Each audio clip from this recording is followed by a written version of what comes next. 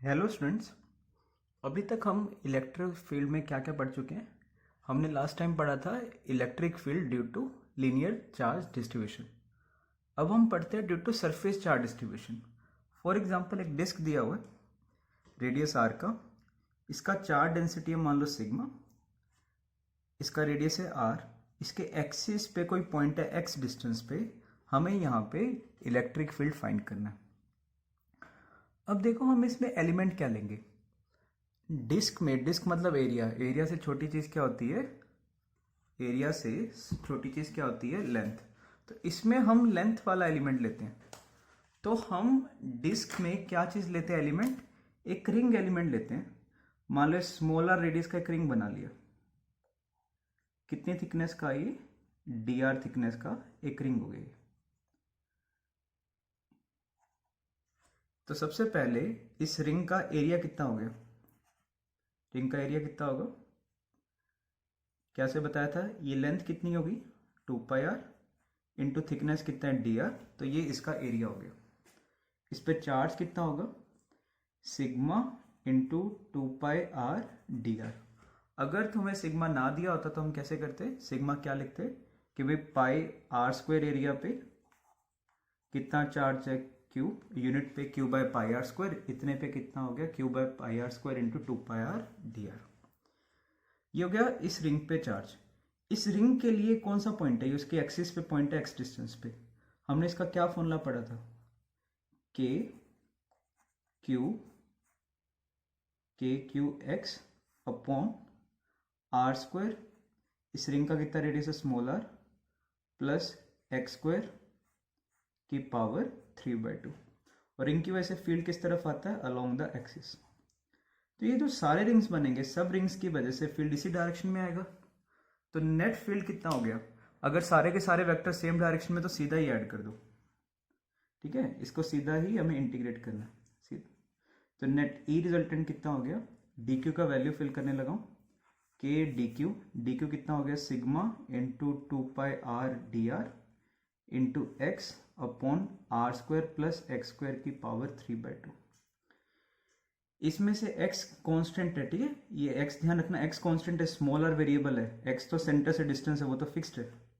तो x constant है, बाहर ले लो, क्या आ गया बाहर, k सिग्मा 2πx, क्या बच गया integral r dr by r square plus x square की पावर 3/2। k का वैल्यू मैं रखने लगा हूँ 1/4 एप्सिलॉन नॉट, ये हो गया 1/4 epsilon naught sigma 2πx r d r upon are square plus x square की पावर 3/2। तो ये कितना आ गया, sigma x by 2 epsilon naught integral of r d r by r square plus x square की पावर 3/2। अब देखो अगर कोई ऐसा फॉर्म हो, एक फॉर्म तो हमने लास्ट क्लास में सीखा था, ए स्क्वायर प्लस एक्स स्क्वायर की पावर एन और ऊपर सिंपली डी एक्स हो, तो एक्स को फिल करते हैं ए टैन थीटा। और अगर तुम्हारे पास दूसरा फॉर्म ये हो, integral of x D x upon A square plus x square की पावर एन, इसमें ए स्क्वायर प्लस एक्स स्क्वायर को वाई स्क्वायर फिल करना है। ऐसे देखो इसमें आर वेरिएबल है, आर स्क्वायर एक्स कुछ भी कांस्टेंट है, प्लस ए स्क्वायर की पावर 3/2 आर डी आर। ध्यान रखना ये एक्स वेरिएबल नहीं है, इसमें तो एक्स वेरिएबल होता है, इसमें आर वेरिएबल है और ऊपर आर डी आर वाला फॉर्म पड़ा हुआ है। तो क्या करो, r square plus x square को कुछ वाई मान लो, वाई मान सकते हो, वाई स्क्वायर मान लो, D Y by D R कितना होगा, आर स्क्वायर का डिफरेंशियल 2r, एक्स स्क्वायर तो कांस्टेंट, इसका डिफरेंशियल 0, तो डी वाई कितना हो गया 2r dr, या r dr को क्या फिल कर सकता हूं dy बाय 2, ये कितना हो गया sigma x by 2 epsilon naught, r dr कितना हो गया dy बाय 2, और r square plus x square ये तुमने y फिल किया था, y की पावर 3/2। तो sigma x by 2 epsilon naught, ठीक है, 2 और निकालो बाय 4 एप्सिलॉन नॉट, ये हो गया y की पावर -3/2, y की पावर -3/2 का इंटीग्रल y की पावर -3/2 प्लस 1 अपॉन -3/2 प्लस 1। तो ये कितना हो गया minus sigma x by 2 epsilon naught 1/√y 1/√y y का वैल्यू कितना था r square plus x square, तो मतलब ये कितना हो गया 1/√r² प्लस एक्स स्क्वायर। अब इसके फिल करते हैं लिमिट्स। ये जो रिंग्स बना रहे हो, पहला रिंग कितने रेडियस पे बनेगा 0 पे, फाइनली जाते जाते फाइनल रिंग कितने रेडियस पे बनेगा r पे। तो इसके लिमिट्स कहाँ से कहाँ होंगे 0 से कैपिटल R। तो minus sigma x by 2 epsilon naught, पहले क्या फिल करना है अपर लिमिट कितना हो गया 1/√r² plus x square, minus फिर लोअर लिमिट। ये ना ध्यान रखना r में लिमिट्स फिल करें, तो r में 0 फिल कर दिया, तो माइनस एक्स अंदर ले जाओ। देखो बच्चे ये 1/x हो गया, ये उल्टा हो जाएगा सिग्मा बाय 2 एप्सिलॉन नॉट, ये आ जाएगा 1 minus x by √r² plus x square. ये इसका फॉर्मूला होता है। x इक्वल्स टू 0 पे x का वैल्यू अगर 0 फिल करो कितना आता है ये sigma by 2 epsilon not.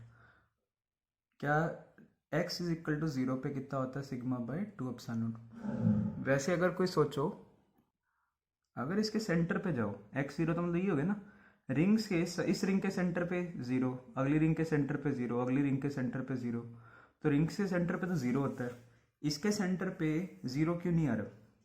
Practically जो डिस्क है वो पतली नहीं होती इतनी, डिस्क की कुछ ना कुछ थिकनेस रही होगी। तो डिस्क के केसेस में हम सेंटर पे डिफाइन नहीं करते, सेंटर पे सिग्मा बाय 2 एप्सिलॉन नॉट नहीं होता, सेंटर पे तो 0 होता है। ये तो सेंटर से जस्ट बाहर, ठीक है, सेंटर से हल्का सा बाहर, x टेंडिंग टू इन्फाइनाइट वो 0 आएगा। अब इसमें क्या, जैसे क्वेश्चन ट्राई करते हैं, find field due to annular disc, एक एनुलर डिस्क दिया हुआ है, ठीक है, किसी भी सेंटर से x डिस्टेंस पे हमें फाइंड करना है, चार्ज डेंसिटी है सिग्मा। कभी भी कोई क्वेश्चन आता है कैविटी वाले क्वेश्चन में तुम्हें क्या करना, देखो इसमें से कुछ पोर्शन रिमूव कर रखा है, क्या करो पहले इसमें ये जो अंदर वाला पोर्शन है इसमें मैंने प्लस सिग्मा का एक डिस्क भर दिया, तो क्या ये पूरा डिस्क यूनिफॉर्म डिस्क हो गया सिग्मा का। हम ये क्यों कर रहे हैं, पहले इसमें डिस्क क्यों भर रहे हैं। मैंने ये जो फॉर्मूला सिखाया है, ये जो फॉर्मूला है ये किसके लिए वैलिड है, किस केस में वैलिड है, अगर डिस्क कंप्लीट होगा तभी ये फॉर्मूला वैलिड है। तो पहले तुमने इस पोर्शन में प्लस सिग्मा एक फिल कर दिया, उससे डिस्क कंप्लीट हो गया, कितने रेडियस का हो गया 2r का, और ये उसके लिए एक्सिस पे पॉइंट है, कितना फील्ड आएगा इसकी वजह से sigma by 2 epsilon naught 1 minus x upon root of कितने रेडियस का डिस्क है 2r का स्क्वायर प्लस x का स्क्वायर। अब इसी पोर्शन में क्या फिल कर दो माइनस सिग्मा, क्योंकि नेट तो 0 है ना यहाँ पे, पहले तुमने प्लस सिग्मा फिल करा, अब माइनस सिग्मा। इस माइनस सिग्मा वाले की वजह से यहाँ पे कितना फील्ड आएगा और किस डायरेक्शन में आएगा, प्लस सिग्मा वाले की वजह से इस साइड आया था, माइनस सिग्मा वाले की वजह से इस तरफ आएगा। तो ये जो दो वेक्टर्स आ रहे हैं अपोजिट डायरेक्शन में आ रहे हैं, तो नेट जो वेक्टर होगा वो इनका सब्ट्रैक्शन होगा। तो माइनस सिग्मा वाले की वजह से इस पे किस तरफ फील्ड आ रहा है, कितना आ रहा है सिग्मा बाय 2 एप्सिलॉन नॉट। देखो मैग्नीट्यूड में सिग्मा ही लिखना है, बस डायरेक्शन अंदर की तरफ है, 1 माइनस एक्स बाय कितना रेडियस इसका r। अब क्योंकि ये दो वेक्टर्स ऑपोजिट डायरेक्शन में है इसलिए ये सब्ट्रैक्ट हो गए, तो यहां से सब्ट्रैक्शन कर लोगे, ये 1 वाला पोर्शन कट जाएगा, ये आएगा sigma by 2 epsilon naught x by root of r square plus x square minus x upon 4r square plus x square radially outward. तो ये तुम्हारे पास कैविटी वाले क्वेश्चन है। अब हम देखते हैं इनफाइनाइट डिस्क। इनफाइनाइट डिस्क क्या होता है, पहले तो ये देखो, इनफाइनाइट डिस्क जिसका अगर मान लो ये जो डिस्क है, हमने इसकी वजह से फील्ड का फॉर्मूला लिखा, किसी भी x डिस्टेंस पे कितना फॉर्मूला होता है sigma by 2 epsilon naught 1 minus x by under root of r square plus x square. अगर इसका जो रेडियस है इनफाइनाइट हो जाए, इनफाइनाइट डिस्क मतलब इसका जो रेडियस है इनफाइनाइट हो जाए, इस साइड से भी इनफाइनाइट, इस साइड से भी इनफाइनाइट, ठीक है, एक दोनों डायरेक्शन से इनफाइनाइट है, तो इसको बोलते हैं इनफाइनाइट शीट। तो अगर r x से बहुत बड़ा है, ठीक है, तो r square plus x square को क्या लिख सकते हो, r square plus x square, r x से पहले बहुत बड़ा, r स्क्वायर और भी बड़ा होगा, तो ये कितना आ गया r square plus x square, ठीक है, एक्स स्क्वायर को इग्नोर कर देना, आर स्क्वायर का root r, x by r almost zero को टेंड करेगा। तो फॉर इन्फानाइट डिस्क कितना होता है field, sigma by 2 epsilon. Positive infinite sheet है, और देखो इन्फानाइट शीट को कैसे बनाया जाता है, ऐसे ड्रॉ करते हैं, ये इस साइड से भी इन्फानाइट है, ठीक है, इस डायरेक्शन से भी इन्फानाइट है, हर डायरेक्शन से इन्फानाइट शीट है। तो इन्फानाइट शीट की वजह से यहाँ पे कितना फील्ड होता है, अगर पॉजिटिव हो तो प्लस सिग्मा हो तो सिग्मा बाय 2 एप्सिलॉन नॉट, और इस डायरेक्शन में भी सिग्मा बाय 2 एप्सिलॉन नॉट। और अगर इस पे माइनस सिग्मा हो तब इसकी तरफ आएगा सिग्मा बाय 2 एप्सिलॉन। यहाँ पे माइनस मत फिल करना, हम ऑलरेडी डायरेक्शन ले चुके हैं, तो सिर्फ मैग्नीट्यूड है। एक क्वेश्चन ट्राई करते हैं। इन्फानाइट शीट में से एक होल निकाल दिया रेडियस आर का, हमें पी पॉइंट पे फील्ड फाइंड करना है। A hole of radius r is removed, ठीक है, hole of radius r in infinite sheet दिया हुआ है, find field at point P. पहले क्या करें, इस होल को फिल करो, क्योंकि मैंने इन्फानाइट शीट का फॉर्मूला कराया तो मैं उसमें बीच में होल वाला केस नहीं कराया, पहले इसको फिल कर लिया, यहाँ पे प्लस सिग्मा फिल कर दिया। इन्फानाइट शीट होगी, पी पॉइंट पे कितना फील्ड आएगा, इस डायरेक्शन में आएगा सिग्मा बाय 2 एप्सिलॉन। अब इस पोर्शन में माइनस सिग्मा फिल कर दो, क्योंकि नेट तो जीरो है। इसकी वजह से फील्ड किस डायरेक्शन में आएगा, इस डायरेक्शन में। कितना, ये आर रेडियस का हो गया, और ये एक्स, ये ए डिस्टेंस पे कितना, sigma by 2 epsilon 1 minus X, X कितना A upon are square plus A square. अब ये दो वेक्टर्स ऑपोजिट डायरेक्शन में है, ये क्योंकि बड़ा है तो नेट रिजल्टेंट इस तरफ आएगा। कितना रिजल्टेंट आएगा, sigma by 2 epsilon naught minus sigma by 2 epsilon naught 1 minus a by root of r square plus A square. ये करना, ये नेट आंसर तुम्हारा आएगा आर स्क्वायर प्लस ए स्क्वायर। नेक्स्ट क्वेश्चन देखो, हमारे पास 3 इन्फानाइट शीट्स हैं, ठीक है, 3 इन्फानाइट शीट्स, उन पे चार्ज डेंसिटी कितना दिया हुआ है, sigma minus sigma and 2 sigma, sigma minus sigma and 2 sigma. हमें A point, B point, C point और डी पॉइंट पे फील्ड फाइंड करना है, रिजल्टेंट फील्ड कितना आएगा इन पॉइंट्स पे। देखो पहले इस शीट की वजह से यहाँ पे किस तरह फील्ड होगा, ए पॉइंट पे ट्राई करते हैं। प्लस सिग्मा वाले की वजह से अवे इस डायरेक्शन में कितना, sigma by 2 epsilon. Minus sigma वाले की वजह से इस तरफ होगा कितना, सिग्मा बाय 2 एप्सिलॉन। और 2 सिग्मा वाले की वजह से अवे होगा इस डायरेक्शन में 2 सिग्मा बाय 3 एप्सिलॉन और 2 एप्सिलॉन। नेट कितना हो गया, ये इस डायरेक्शन में हो गया 3 सिग्मा बाय 2 एप्सिलॉन, इस डायरेक्शन में हो गया सिग्मा बाय 2 एप्सिलॉन। तो नेट कितना आ गया, 2 सिग्मा बाय 2 एप्सिलॉन। किस डायरेक्शन में, लेफ्ट साइड, या sigma by epsilon. B point पे ट्राई करो, बी पे प्लस सिग्मा वाले की वजह से अवे होगा इस डायरेक्शन में कितना, sigma by 2 epsilon. Minus sigma की वजह से भी इस तरफ होगा सिग्मा बाय 2 एप्सिलॉन। 2 सिग्मा की वजह से अवे, नेट निकालो कितना आएगा, 0। सी पे ट्राई करो, प्लस सिग्मा वाले की वजह से अवे इस डायरेक्शन में sigma by 2 epsilon, minus sigma वाले की वजह से इसके तरफ होगा सिग्मा बाय 2 एप्सिलॉन, और 2 सिग्मा वाले की वजह से भी इस डायरेक्शन में होगा अवे 2 सिग्मा बाय 2 एप्सिलॉन। तो ये नेट कितना आ गया, लेफ्ट साइड में आ रहा है 2 सिग्मा बाय 2 एप्सिलॉन या सिग्मा बाय एप्सिलॉन। ऐसी अगर कोई डी पे ट्राई करे, डी पे ट्राई करना, ठीक है, खुद से ट्राई करो, राइट साइड में आएगा कितना, सिग्मा बाय एप्सिलॉन। ये ट्राई करना, ठीक है, लास्ट पार्ट अपने। तो इस तरीके से हमारे पास इन्फानाइट शीट के क्वेश्चन आते हैं।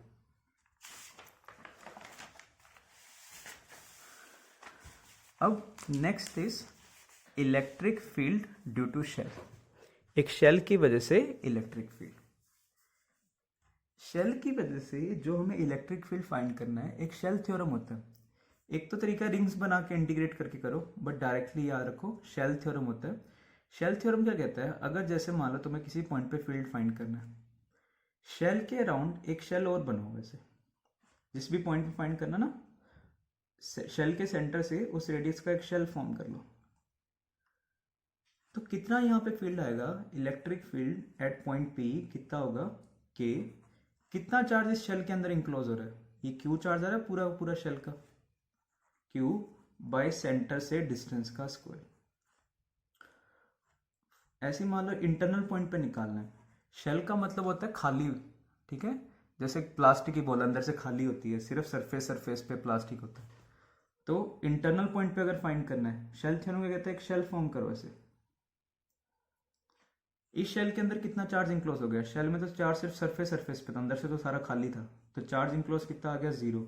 तो इंटरनल पॉइंट पे कितना फील्ड होता है, 0। अगर इसका ग्राफ बनाने के लिए आ जाएगी, ग्राफ प्लॉट करो, इंटरनल पॉइंट पे 0 से r तक फील्ड है 0, फिर एकदम से एक्सटर्नल पॉइंट पे r is equal to capital R पे जस्ट बाहर कितना होता है, k cube by r square, और बाहर inversely proportional to are square का ग्राफ आ रहा है, वो ऐसा होता है। लेफ्ट साइड में चले जाओ, अंदर तो 0, माइनस r तक तो 0, जैसे ही इधर गए बाहर निकले, इस तरफ लेफ्ट साइड में फील्ड आएगा, लेफ्ट साइड में मैं नेगेटिव ट्रीट कर रहा हूँ उसे, तो कितना माइनस के क्यूब बाय आर स्क्वायर, और फिर ऐसे रेडियली डिक्रीज हो रहा है। तो इस टाइप का कुछ ग्राफ आएगा। सरफेस पे जस्ट अंदर कितना होता है 0, जस्ट बाहर कितना होता है के क्यूब बाय आर स्क्वायर। यहाँ पे तुम्हारे पास डिसकंटिन्यूटी आती है ग्राफ में, ठीक है। फॉर पॉजिटिव शेल, अगर यहाँ पे नेगेटिव शेल होता तो रेडियली इनवर्ड आता, अगर ये पॉजिटिव शेल है तो रेडियली आउटवर्ड।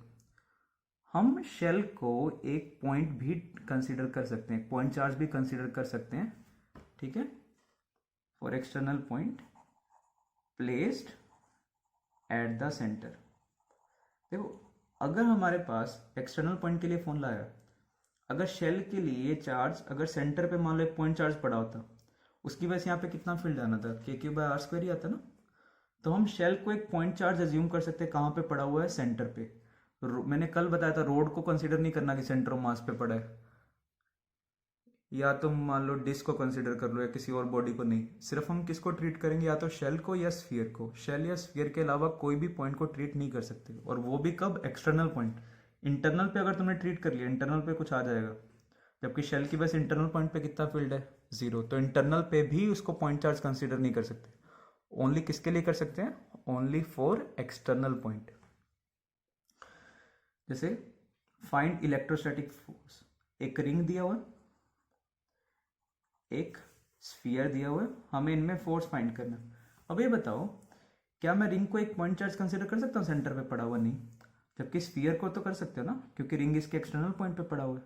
तो कितना फोर्स आएगा रिंग की वजह से, यहाँ पे रिंग की वजह से यहाँ पे कितना फील्ड होगा, के क्यू एक्स, सेंटर से कितना डिस्टेंस है, 4r upon are square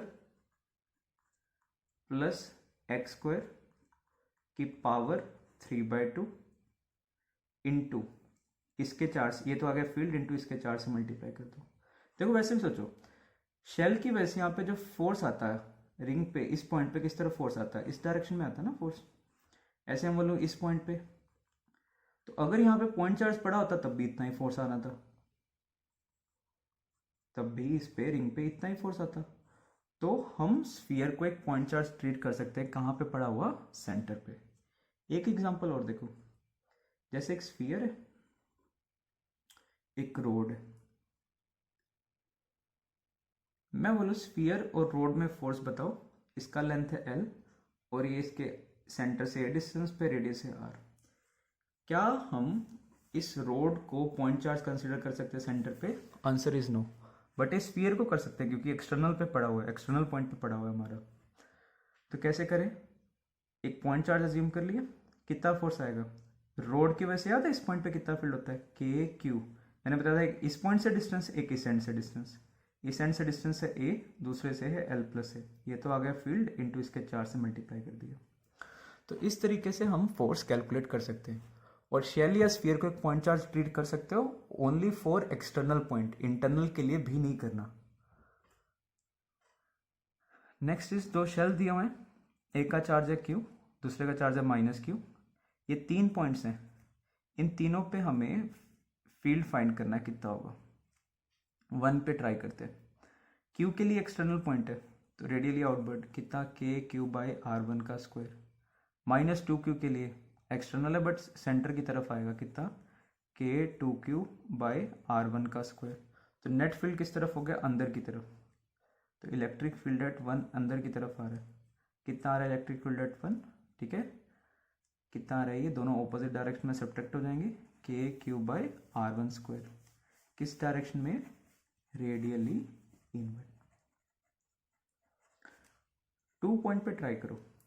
2 point पे क्यू चार्ज के लिए तो बाहर की तरफ आएगा, -2q चार्ज, इसके लिए तो इंटरनल पॉइंट है, तो -2q की वजह से तो R2 पे कितना फील्ड होगा, 0, सिर्फ इसकी वजह से आएगा, कितना, के क्यू बाय R2 का स्क्वायर रेडियली आउटवर्ड। और R3 पे दोनों शेल्स के लिए इंटरनल पॉइंट है तो दोनों की वजह से 0। एक काम और कर सकते हो, देखो जैसे मैंने R1 पे पूछा था, एक शेल बना लो, कितना नेट चार्ज इंक्लोज हो गया, Q और -2q, तो मतलब नेट चार्ज कितना इंक्लोज है, -q, तो नेट फील्ड कितना होगा, k q by r one square अंदर की तरफ। यहाँ पे R2 पे पूछूं, एक शेल बना लो, कितना चार्ज इंक्लोज है, Q चार्ज इंक्लोज है, ठीक है, तो नेट फील्ड कितना है, किस डायरेक्शन में आएगा, रेडियली आउटवर्ड, कितना, k q by r two square, क्योंकि पॉजिटिव चार्ज इंक्लोज है। Next is electric field due to a solid sphere. Solid sphere जैसे रबर की बॉल होगी, तो electric field due to solid sphere. External point फिर से वो शेल थ्योरम यहाँ पे वैलिड है। एक शेल बना लो, कितना चार्ज इंक्लोज हो रहा है, सारा का सारा चार्ज इंक्लोज हो रहा है, तो कितना आएगा, के क्यू बाई आर स्क्वायर। अभी भी हम पॉइंट चार्ज इसको एज्यूम कर सकते हैं, कहाँ पे पड़ा हुआ, सेंटर पे पड़ा हुआ, सरफेस पे कितना आएगा, के क्यू बाई रेडियस का स्क्वायर। वी कैन एज्यूम, अगर ये सारा का सारा चार्ज क्यू चार्ज यहाँ पे भी पड़ा होता तब भी सेम फील्ड आना था। Assume sphere to be a point charge placed at the center कब, for external point। अगर एक्सटर्नल पॉइंट पे पूछे तभी ट्रीट कर सकते हो, इंटरनल पे नहीं। नेक्स्ट इज इंटरनल पॉइंट पे फाइंड करना। क्या करो, एक यहाँ पे स्फीयर बनाओ या शेल बनाओ, इसमें कितना चार्ज इंक्लोज हो रहा है, तुम क्या बोलोगे, 4/3 पाई आर क्यू, इस पूरे वॉल्यूम में चार्ज कितना है, क्यू, यूनिट वॉल्यूम में कितना चार्ज है, q by 4/3 pi are cube, ठीक है, ये कितना वॉल्यूम हो गया, 4/3 पाई स्मॉल आर का क्यू, इसमें कितना चार्ज होगा,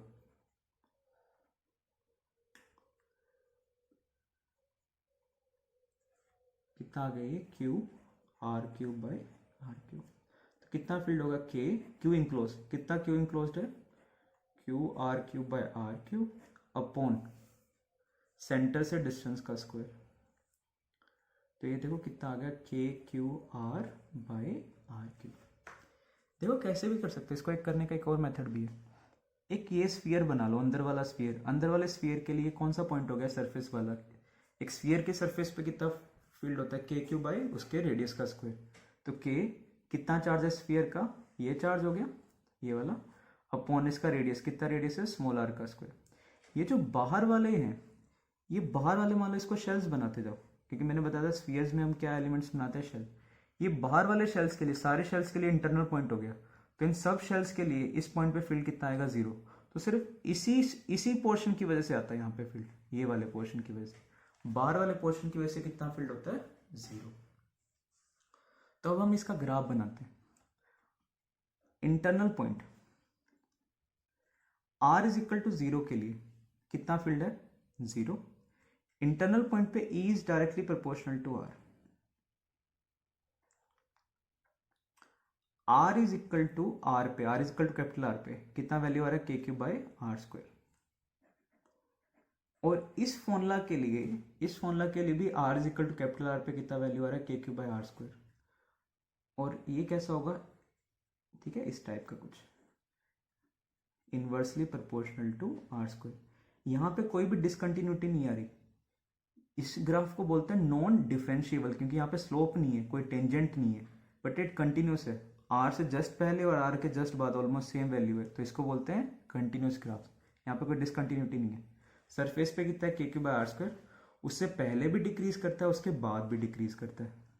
सेंटर पे कितना होता है, स्फीयर के सेंटर पे फील्ड कितना होता है, 0। अगर मैं इस डायरेक्शन में चला जाऊं, फील्ड इस तरफ आएगा, तो नेगेटिव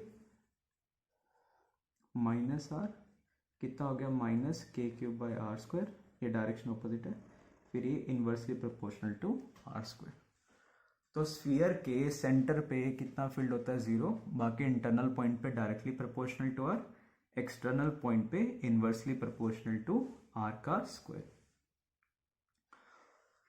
इस फॉर्मूला को तुम्हें रो में भी कन्वर्ट करना आना चाहिए। रो में कैसे कन्वर्ट कर सकते हो, Q by 4/3 pi are Q, ये कितना हो गया रो, तो क्यू को क्या रखते हो, रो इंटू 4/3 पाई आर क्यू। तो हमें फॉर्मूलाज रो में भी कन्वर्ट करने आने चाहिए। और के को रख दो 1/4 pi epsilon naught Q, Q कितना हो गया, rho into 4/3 pi are Q by R cube into R, देखो कितना हो गया, rho R by 3 epsilon naught. और ऐसे ही एक्सटर्नल पॉइंट पे ट्राई करो सेम मेथड से, यहाँ पे ट्राई करना, ये आएगा तुम्हारे पास, के को क्या रख दिया हमने, 1/4 पाई एप्सिलॉन नॉट, क्यू को रख दिया rho into 4/3 pi capital R Q upon are square. तो कितना आ गया, rho R Q by 3 epsilon naught R square. देखो R is equal to capital R पे दोनों का वैल्यू क्या आ रहा है, सेम आ रहा है। और ये फॉर्मूला तुम्हें याद करना है। मैं इस फॉर्मूला से ये वाला फॉर्मूला कैसे बना लेता हूँ, बहुत ईजी है। मुझे याद है कि इंटरनल पॉइंट पे क्या होता है, directly proportional to R, external पे क्या होता है, inversely proportional to are square. तो यहाँ पे आर स्क्वायर का टर्म तो डिनोमिनेटर में आना चाहिए, और R is equal to capital R पे दोनों का वैल्यू सेम होना चाहिए। इसका भी rho R by 3 epsilon naught, इसका भी आना चाहिए rho R by 3 epsilon naught. कैसे हो सकता है, अगर ऊपर आर क्यूब होगा तभी पॉसिबल है। आर को कैपिटल आर फिल करो, देखो रो आर बाई 3 एप्सिलॉन नॉट। तो मैं इस तरीके से, ये फॉर्मूला हमें याद करना होता है, ये डेराइव कर लेता हूँ, नहीं तो कुछ नहीं, याद नहीं भी रखना तो वैल्यू फिल करके वहाँ पे उस मोमेंट पे निकाल लेना।